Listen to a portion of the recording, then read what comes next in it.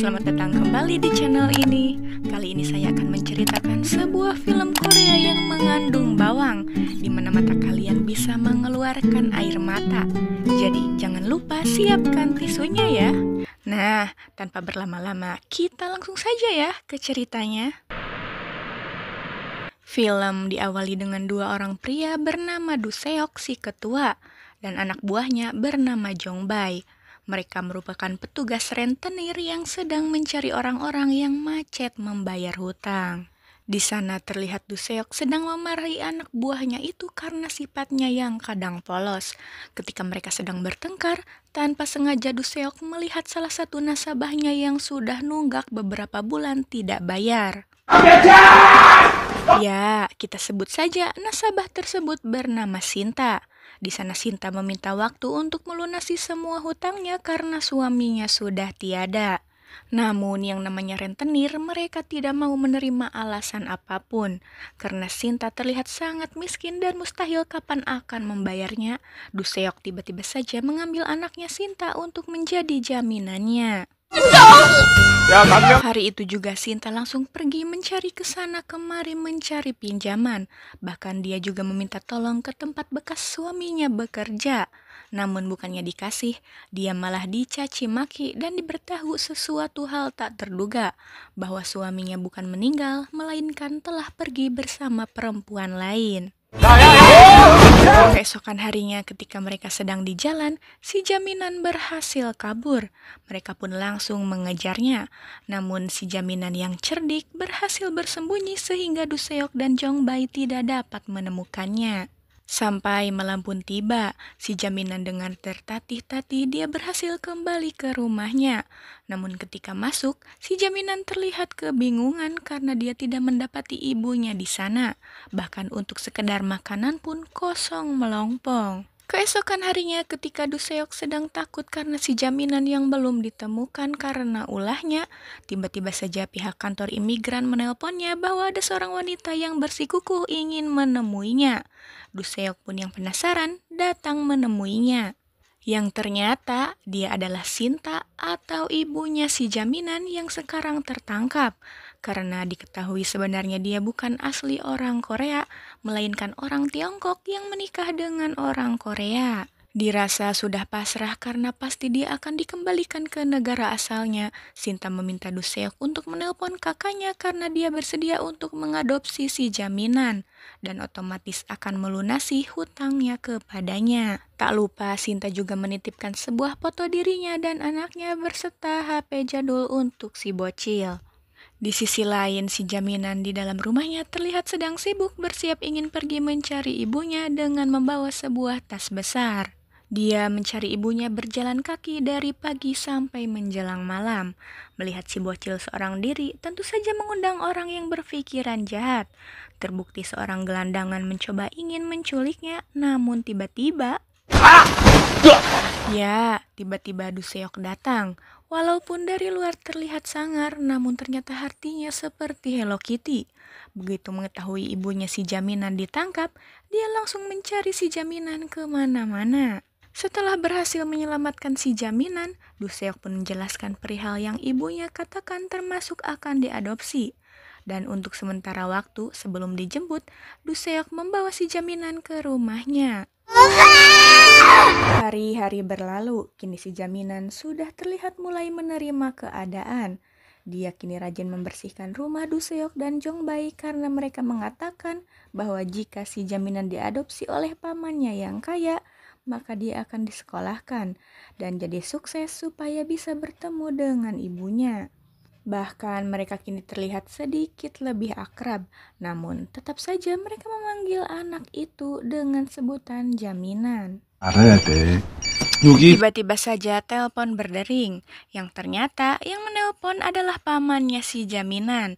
Dia mengatakan akan mentransfer uang hutang Sinta setengahnya terlebih dahulu. Dan ketika si jaminan sudah diambil olehnya, maka akan dilunasi semuanya. Pamannya juga meminta Do Seok sebelum itu membelikan baju-baju dan mengajaknya jalan-jalan si jaminan terlebih dahulu, sebelum dia akan kembali ke negara asalnya. Hingga keesokan harinya pun Du Seok dan Jong Bai mengajak si Jaminan keluar. Di dalam perjalanan, si Jaminan salpok pada sebuah papan yang terdapat sebuah kata Seungbo, yang dalam bahasa Korea berarti menang. Du Seok yang mendengar itu begitu kaget dan menanyakan bagaimana bisa si Jaminan bisa membaca tulisan Korea meskipun dia orang Tiongkok. Si Jaminan yang mendengar itu sedikit kesal karena kedua rentenir itu selalu saja menyebutnya dengan panggilan Jaminan. Dia pun menyuruh mereka untuk memanggil namanya saja, yaitu Seung Yi. Kemudian si Jaminan mengejek nama Du Seok yang berarti keras kepala. Dia kemudian memberinya nama baru yang barusan ia baca, yaitu Seungbo, yang berarti menang. Walaupun sudah diberitahu namanya adalah Seung Yi, namun tetap saja mereka terbiasa memanggil si bocil itu dengan nama Jaminan. Setelah sampai, mereka mengajak si Jaminan membeli baju dan makan makanan enak. Ketika makan, Du Seok menanyakan apalagi yang si Jaminan inginkan sebelum nanti dia meninggalkan Korea. Dengan malu-malu, si Jaminan mengatakan bahwa sekarang idolanya sedang mengadakan sebuah konser dan dia ingin sekali pergi ke sana. Ya, lagi-lagi mereka menuruti kemauan si Jaminan untuk menonton konser, bahkan membelikan kasetnya. Waktu tidak terasa sudah larut. Hari itu si Jaminan merasa sangat senang, seketika lupa pada rasa sedih ditinggal ibunya. Dia pun berterima kasih pada Du Seok dan Jong Bai. Hingga hari itu pun tiba, di mana si Jaminan akhirnya akan dijemput oleh pamannya. Sebelum itu, Du Seok memberikan barang-barang yang ibunya titipkan, yaitu sebuah foto dan HP jadul. Ketika pamannya datang, si Jaminan malah terlihat ketakutan karena terlihat seperti asing. Namun pamannya menjelaskan bahwa pantas jika lupa karena dia bertemu dengannya ketika masih kecil sekali. Namun entah mengapa hal tersebut membuat Du Seok curiga. Ditambah lagi pamannya tersebut tidak tahu nama si Jaminan atau Seung Yi. Sehingga setelah beberapa hari kemudian Du Seok pun mengirimkan pesan untuk si Jaminan. Namun sayang, dari seberang sana tidak kunjung membalasnya. Pantas saja si Jaminan tidak membalasnya. Rupanya perasaan Du Seok benar adanya. Karena terlihat penampilan pamannya si Jaminan bukan seperti orang kaya. Dan di dalam mobil tidak terlihat si Jaminan sebenarnya di manakah dia. Ternyata sekarang dia tinggal bersama Madam, seorang ketua di sebuah tempat hiburan. Si Jaminan dijadikan budak atau pesuruh di tempat hiburan itu. Hingga suatu ketika si Jaminan sedang membersihkan di suatu ruangan, salah satu pelanggan melemparkan sebuah botol dan tidak sengaja mengenai pipinya hingga terluka. Namun si madam yang tidak punya hati bukannya membawanya ke dokter, malah mengobatinya sendiri dengan cara asal-asalan. Di sisi lain, Du Seok yang tidak tenang akhirnya menemukan juga rumah pamannya si Jaminan yang penipu itu. Dia begitu kesal karena ternyata dia bukan paman si Jaminan asli. Dan penampilannya pun jauh dari kata orang kaya. Si paman penipu itu mengatakan bahwa dia sudah menjual si Jaminan. Yang tak lama kemudian, Du Seok begitu kaget mendapat telepon dari si Jaminan yang terdengar seperti menangis dan meminta tolong.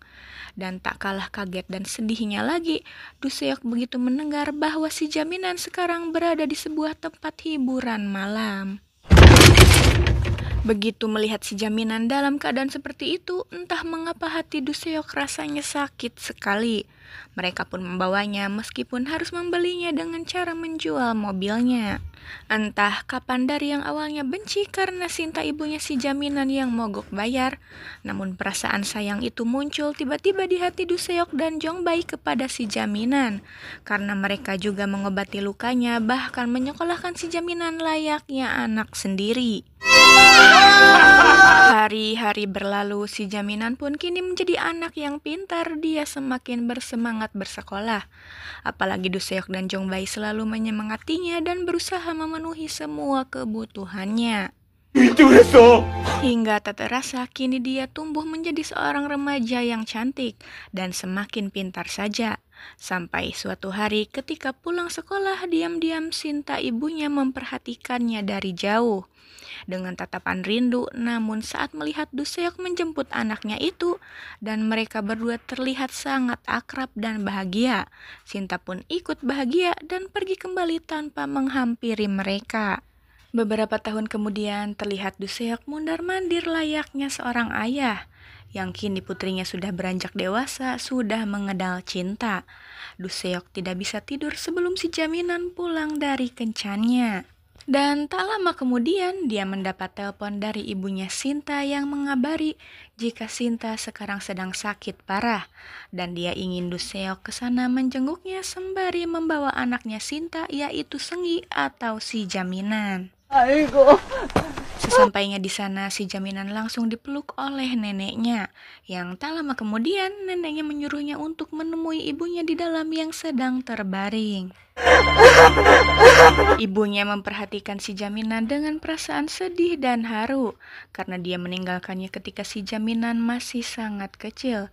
Sekarang tidak terasa, dia melihatnya secara dekat sudah tumbuh menjadi gadis yang cantik. Mereka pun berpelukan melepas rindu. Tak lama kemudian, Sinta meminta Duseok untuk masuk berbicara empat mata dengannya. Di sana dia langsung bersujud saking berterima kasihnya kepada Duseok karena telah dengan tulus merawat seorang anak nasabahnya yang macet membayar hutang, namun dia malah membesarkannya dengan penuh cinta seperti anaknya sendiri. Sinta sudah ikhlas dan sudah mempercayakan anaknya untuk dirawat oleh Duseok karena dia merasa umurnya tidak akan lama lagi. Namun sebelum itu Sinta dengan sangat memohon lagi meminta Duseok untuk mencari suaminya atau ayahnya si jaminan karena sebenarnya dia masih ada. Mereka pun pulang kembali. Hingga keesokan harinya Duseok langsung saja mencari info keberadaan ayahnya si jaminan. Dimulai dari bekas tempat kerjanya dulu. Namun saat itu tiba-tiba saja kepalanya terasa sakit dan hampir hilang kesadaran. Namun Duseok mengabaikannya, sampai pada akhirnya ia berhasil menemukannya dan Duseok pun langsung mempertemukan si jaminan dan ayah kandungnya itu. Setelah itu Duseok pulang kembali dengan perasaan yang kalut.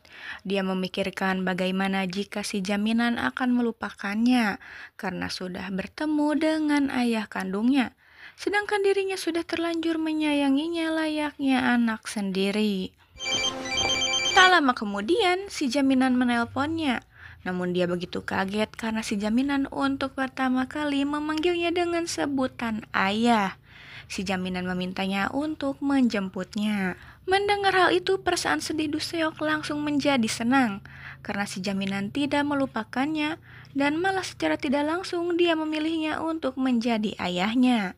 Duseok pun bergegas menjemputnya dengan perasaan gembira.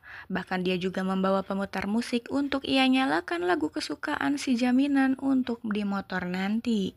Namun tiba-tiba saja kepalanya kembali merasakan sakit yang hebat, sehingga menyebabkannya tidak fokus berkendara. Lalu tiba-tiba 10 tahun berlalu semenjak kejadian itu, si jaminan dan Jongbai tidak mengetahui keberadaan Duseok.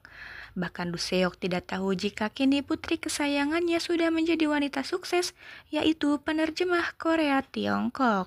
Selama 10 tahun itu pula, mereka sudah mencari ke sana kemari keberadaan Duseok, namun hasilnya nihil.